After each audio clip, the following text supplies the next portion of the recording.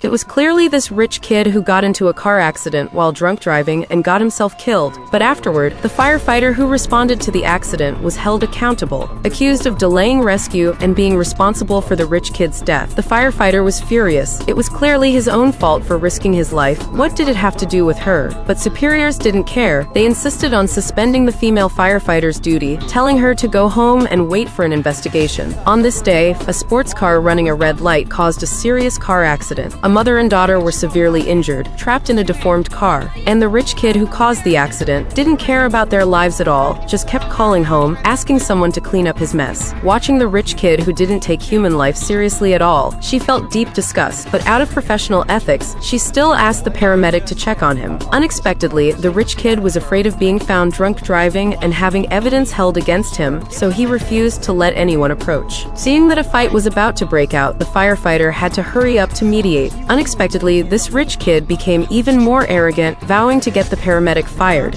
Are you refusing care? Yes, I do not consent.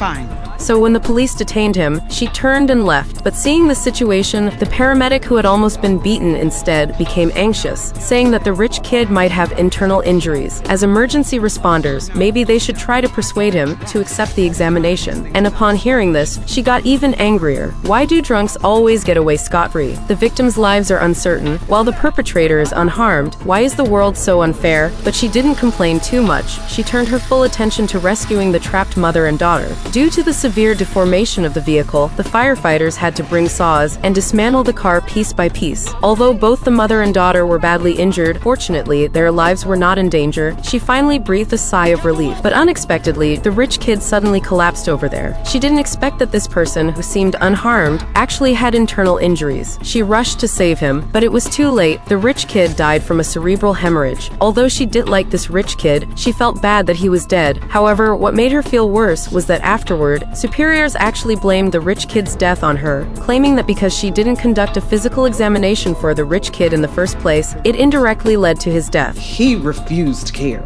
I followed protocol.